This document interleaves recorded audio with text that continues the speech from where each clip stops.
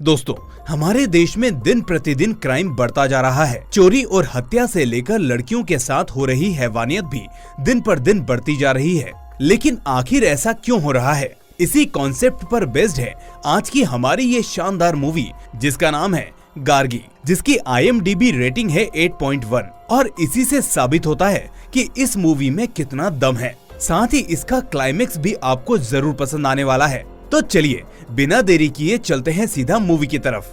तो मूवी की शुरुआत में ही हम इस कहानी की मेन किरदार गार्गी को देखते हैं, जो कि एक स्कूल में टीचर की जॉब करती है। गार्गी एक मिडिल क्लास फैमिली से है। उसके पिता ब्रह्मानंदम एक सिक्योरिटी गार्ड का काम करते हैं और माँ होममेड राइस बनाकर बेचती हैं। इसके अलावा उसकी एक छोटी बहन भी है जो अभी स्कूल में पढ़ती है।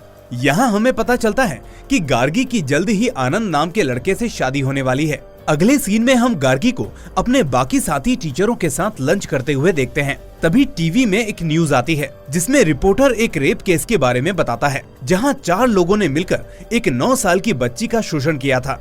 साथ ही पुलिस ने एक और आदमी को गिरफ्तार किया है जो उसी बिल्डिंग में रहता था जिसमें वो बच्ची रहती है।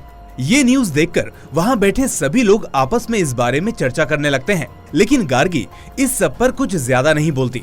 वहीं जब गार्गी स्कूल से वापस आ रही होती है तो उसे अपने साथ बचपन में हुआ एक बुरा हादसा याद आता है, जब वो एक छोटी बच्ची थी और उसी के एक टीचर ने उसको अब्यूज करने की कोशिश की थी। लेकिन तभी सही समय पर उसके पिता ने वहाँ आकर उस दरिंदे से अपनी बेटी की रक्षा की थी। तभी से गार्गी के लिए उसके पिता एक हीरो हैं। अब गार्गी जब घर पहुँचती है तो देखती है कि उसकी छोटी बहन अक्षरा घर पर नहीं है। ये देखकर वो अपनी माँ पर गुस्सा करते हुए कहती है कि आपसे कितनी बार कहा कि शाम होने के बाद उसे खेलने के लिए बाहर मत भेजा करो। आपको पता भी है आज का समय कितना खराब है। उसका इतनी देर तक अकेले बाहर खेलना बिल्कुल भी सेफ नहीं है। गार्गी का अपनी छोटी बहन के लिए ये डर और फिक्र हम अच्छे से समझ सकते हैं, क्योंकि जो हादसा खुद उसके साथ बचपन में हो चुका है, वो नहीं चाहती कि ऐसा कुछ भी उसकी बहन के साथ हो। तभी अक्षरा घर आ जाती है, जिसको देखकर गार्गी उस पर भी गुस्सा करने लगती है और उससे लेट आने की वजह पूछती है। अक्षरा बताती है कि रास्ते में शांति अपार्टमेंट के पास बहुत भीड़ थी और काफी सारी पुलिस भी थी, इसलिए घर आने में थोड़ी देर हो गई।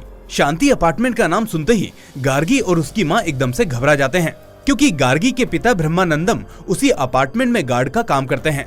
इतना सुनते ही गार्गी तुरंत उस अपार्टमेंट में पहुंचती है कि पुलिस पूछताछ करने के लिए बिल्डिंग के सभी वर्कर्स को अपने साथ ले गई है। ये सुनकर गार्गी वापस अपने घर आ जाती है। माँ के पूछने पर वो झूठ बोल देती है कि पापा बिल्कुल ठीक हैं, बस आज रात वो घर नहीं आएंगे क्योंकि आज उनको नाइट ड्यूटी भी करनी है।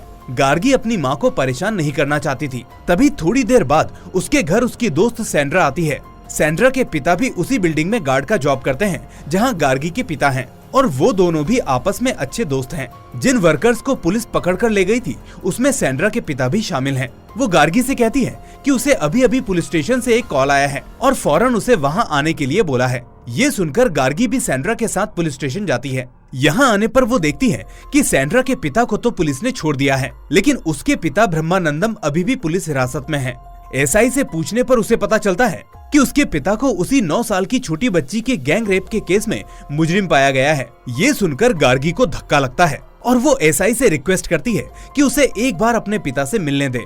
गार्गी को पूरा यकीन था कि उसके पिता जो उसके लिए हीरो हैं, वो कभी ऐसा कर ही नहीं सकते, लेकिन एसआई उसकी कोई बात नहीं सुनता, बल्कि उल्टा गार्गी को एडवाइस देता है कि तुम लोगों को ये शहर जल्दी से छोड़कर चले जाना चाहिए, क्योंकि जैसे ही ये खबर मीडिया में जाएगी तो उसका और उसके परिवार का यहाँ रहना मुश्किल हो जाएगा।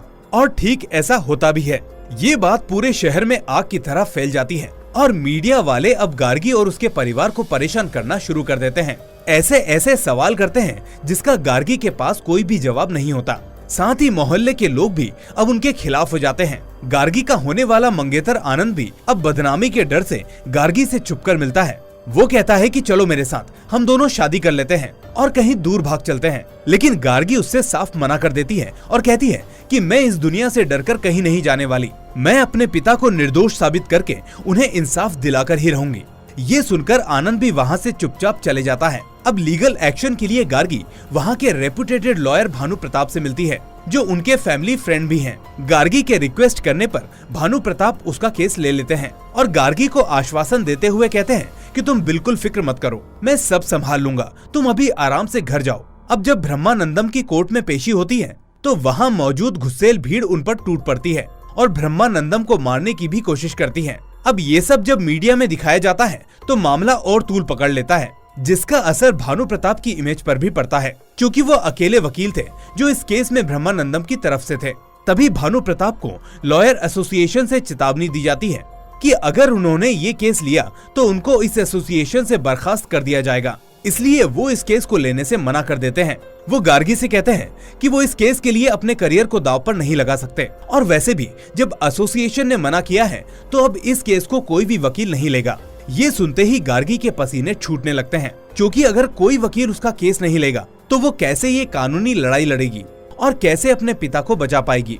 अब गार्गी की इस हालत पर तरस खाकर भानु प्रताप का असिस्टेंट इंद्रम इस केस को लड़ने के लिए तैयार हो जाता है। तभी भानु प्रताप इंद्रम से कहते हैं कि इस केस को लेने का मतलब है अपने करियर को बर्बाद करना, और अभी तो तुम्हारा करियर शुरू भी नहीं हुआ है। तुम क्यों जलती आग में अपना हाथ डालकर अपने भविष्य को बर्बाद कर रहे हो। इंद्रम कहता है कि इस दुनिया में खुद को सही साबित करने का मौका हर इंसान को मिलना चाहिए, गार्गी के पिता को भी, इसीलिए वो ये केस जरूर लड़ेगा।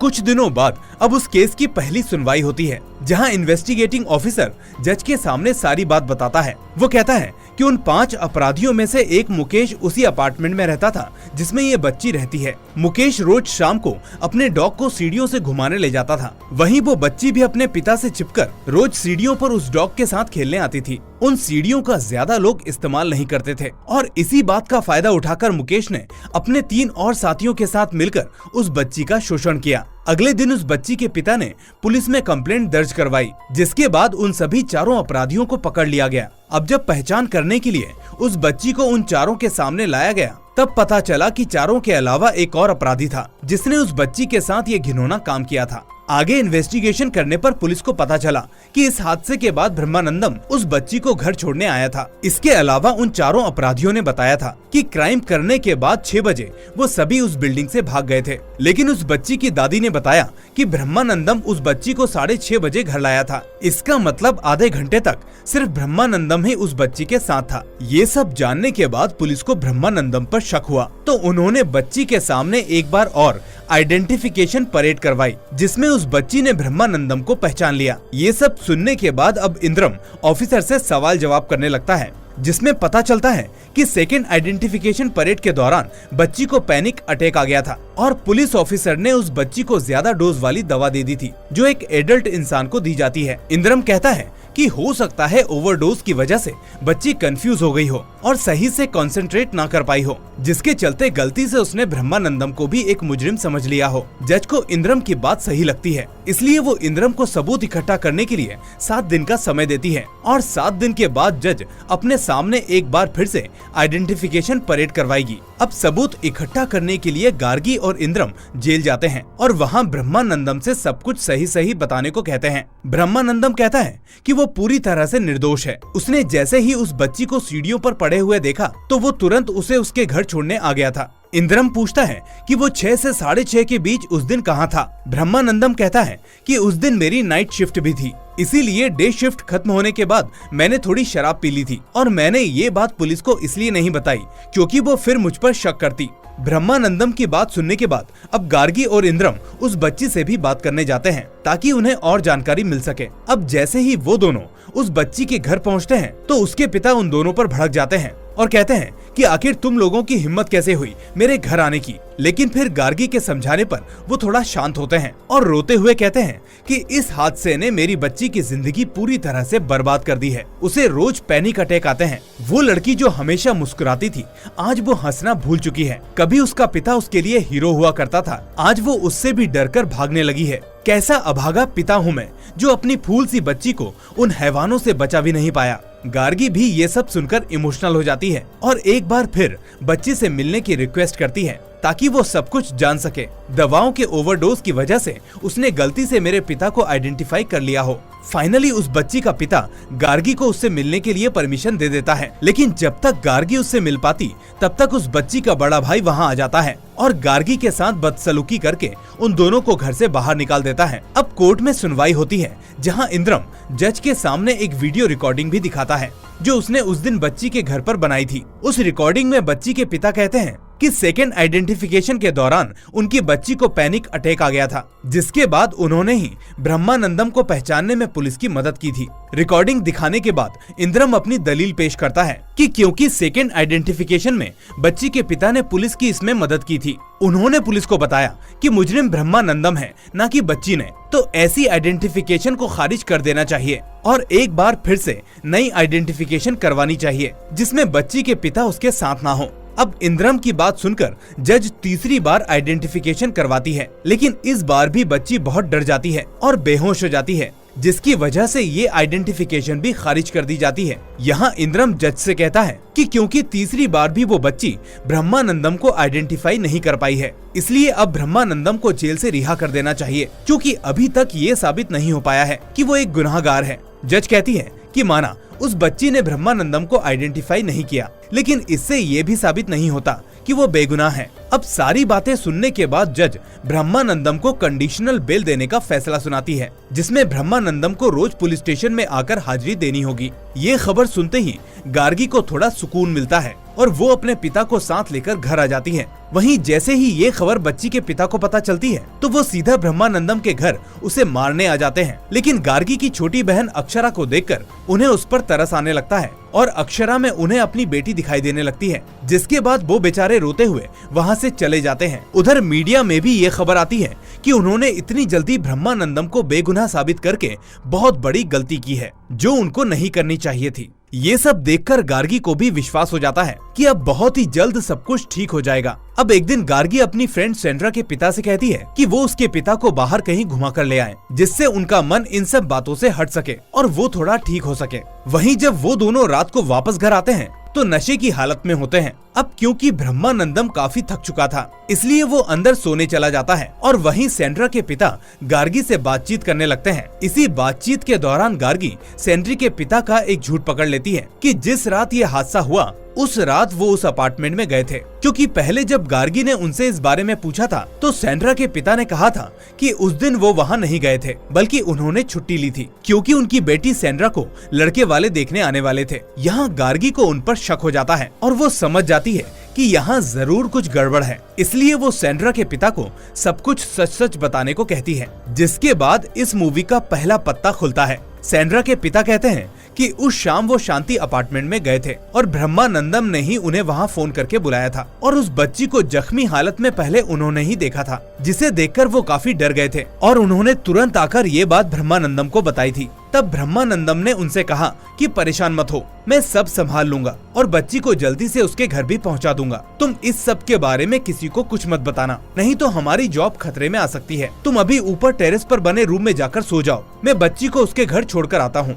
साथ ही सेंड्रा के पिता कहते हैं क्योंकि मैं उस दिन ज्यादा नशे में था, इसलिए मैंने वही किया जो ब्रह्मानंदम ने मुझसे करने को कहा। यहाँ गार्गी भी समझ जाती है कि जरूर उसके पिता उससे कुछ छुपा रहे हैं, क्योंकि उसके पूछने पर उन्होंने कहा था कि उस रात तो सेंड्रा के पिता काम पर आए ही नहीं थे। काफी सोचने के बाद गार्गी एक बार फिर उस बच्ची से मिलने उसके घर जाती है और उस बच्ची को अपने पिता की तस्वीर दिखाकर पूछती है कि बेटा, क्या वो 5वां आदमी यही है जिसने तुम्हारे साथ ये दरिंदगी की? तुम घबराओ मत, जो भी है मुझे सच सच बता दो, क्या वो 5वां आदमी यही है? थोड़ी देर रुककर धीरे से वो बच्ची हिम्मत करके इस बार उस तस्वीर को देखकर हाँ कर देती है और ब्रह्मानंदम को अच्छे से पहचान लेती है। ये सुनते ही गार्गी के होश उड़ जाते हैं और वो वहीं फूट फूट कर रोने लगती है, क्योंकि जिस पिता को वो अपना हीरो मानती थी, जिसको निर्दोष साबित करने के लिए उसने इतनी मेहनत की, दिन रात एक किए, लोगों के ताने सुने, वो पिता सच में एक दोषी है। अब अगले सीन में हम गार्गी को पुलिस स्टेशन में देखते हैं, जहां वो अपने पिता के साथ आई हुई थी।